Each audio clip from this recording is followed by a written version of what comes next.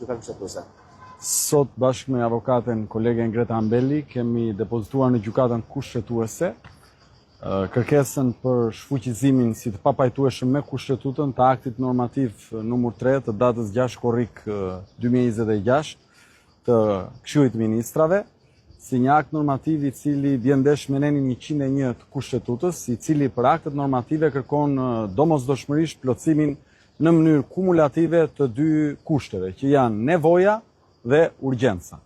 Akti normativ i nxjerr për pagimin e 400 milion lekëve të reja ndaj një koncerti privat të një kompanie private, është një akt i cili nuk vërteton dhe nuk arsyeton në relacionin shpjegues Këshilli i Ministrave nevojën, për çfarë do duhet që ne nga taksat e shqiptarëve të paguajmë një koncert privat, dhe nuk justifikon as urgjencën, sepse është një aktivitet i cili është publikuar që 2-3 muaj më parë, që në datën 30 prill nga institucionet përgjegjëse dhe ka nisur shitja e biletave në datën 6 maj. Në relacionin shoqërues të aktit, në asnjë rast Këshilli i Ministrave nuk përcakton përse ka ardhur kjo rritje papriture e kostove, nuk shpjegon nëse janë rritur kostot për shkak të rritjes së çmimeve në bursë të këtyre pajisjeve me radhë, por nga ana tjetër në relacion shpjegohet që kompania do të vendos falas në dispozicion për shtetin shqiptar dhe për shoqërinë shqiptare bileta që të shkojnë familjet në nevojë, të shkojnë studentët, të shkojnë personat me aftësi të kufizuara. Nëse ne kemi para për t'u dhënë personave me aftësi të kufizuara, duhet t'u japim para, duke u paguar kujdestarët. Nuk ka nevojë të çojmë në koncert. Nëse ne kemi para për të paguar për familjet në nevojë, duhet t'u rrisim ndihmën ekonomike. Nuk ka nevojë të çojmë në koncert.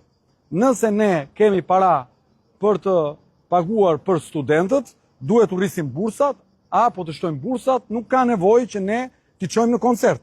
Aq më shumë në një koncert i cili është koncert privat, i një kompanie private, i një këngëtari privat, dhe nuk është gjë e jashtëzakonshme që një koncert edhe të dështoj. Ka pas koncerte të dështuara Shqipëria dhe do të ketë dhe në të ardhmen, dhe jo vetëm Shqipëria, e gjithë bota. Kështu që ky akt normativ cënon edhe parimin e proporcionalitetit, sepse në akt në asnjë rast nuk shpjegohet përse 400 milion të reja, pra mbi 4 milion euro, gjithashtu cënohet parimi i barazisë së shtetësve përpara ligjit në anitet me të Kushtetutës, sepse i vendos subjektet në pabarazi, disa subjekte kanë ardhur si privat, i kanë zhvilluar aktivitetet e tyre me kostot e veta, ndërkohë që në rastin konkret subvencionohet. Dhe cënohen një sër parimesh të tjera të Kushtetutës tonë, të cilat nuk lejojnë që shteti të kthehet në një organizëm privat. Për ta përmbyllur, të nderuar, duhet keni parasysh që akti normativ me fuqinë Këshillit të Ministrave, mundësia që në raste gjendje të jashtëzakonshme, situatave të jashtëzakonshme, të marrë tagrin e parlamentit dhe të miratoj një akt normativ me fuqinë e ligjit, praktikisht një ligj.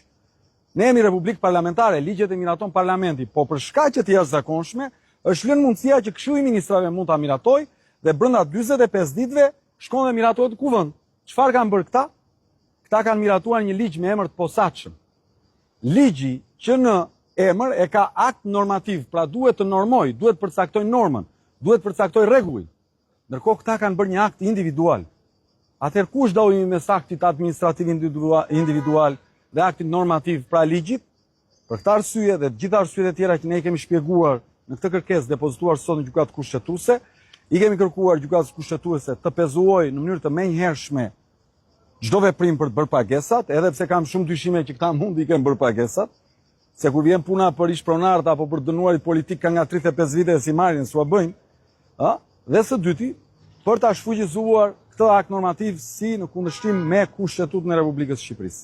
A mund të shfuqizohet akti normativ pa marrë edhe drejtën e ligjit nga parlamenti, pasi tashmë ky akt normativ ka kaluar në parlament, është depozituar si projekt ligj dhe pritet që ndoshta edhe në seancën e kësaj tente të marrë fuqi të plot. A nuk duhet të prisnit që kishte miratime në parlament, apo mund goditet që në momentin e parë? Kjo është një dilemë që do ta zgjidh gjykata kushtetuese. Ndjenin time nuk ka një praktikë të mpashme të tillë, po shumë mirë dhe kjo le të sqarohet. Duhet keni parasysh që në nenin e fundit të aktit normativ, se ka qenë dilemë dhe mes nesh juristëve, thuhet ky akt hyn në fuqi më njëherë. Pra nuk ka nevojë as të publikohet, as të pres publikimin fletorën zyrtare. Pra ky akt hyn në fuqi më njëherë, pastaj publikohet në fletorën zyrtare. Kështu thot akti normativ. Që do të thotë sa ko ka hyrë në fuqi më njëherë, në gjykimin ton është i goditshëm më njëherë, sepse fillon prodhon pasoja më njëherë. Në këtë kuptim, ne kemi goditur aktin normativ drejt për drejt direkt, sepse nuk kemi dashur të humbet kohë, sepse bërja e pagesave ndaj një subjekti i cili ka lidhje me një subjekt të huaj, mund ta bëj kthimin e këtyre vlerave të pamundura ose nëse akti rrëzohet si papajtueshëm në Kushtetutën e Republikës së Shqipërisë. Pra, ne kemi godit aktin normativ drejt për drejt, po i kemi parapritur goditjes së ligjit miratues nëse kuvendi do ta kalonte. Ju keni kërkuar që gjykata të marrë veprojë më njëherë, por nëse gjykata e vendos në kalendar disa ditë në vonesë kur është mirator dhe ligji janë bërë gjitha pagesat. Si do të zhbëhet, si do të kthehen mbrapa këto 4 milionë euro në buxhetin e shtetit? Kjo është një fatkeqësi e shtetit shqiptar që funksionon si një ndërmarrje private.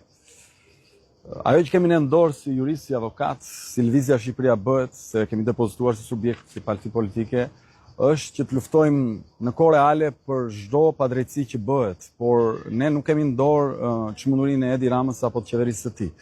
Sigurisht që nëse pagesat janë bërë, dhe kam shumë dyshime që duhet janë bërë nga këta, sepse nxitojnë këta kur është puna për të vjedhur një para, administrimi pas i këtyre parave do të jetë një proces i vështirë, dhe kjo është fatkeqësia e vendit tonë. I japim me dorë edhe do t'i kërkojmë me këmbë. Faleminderit. Faleminderit.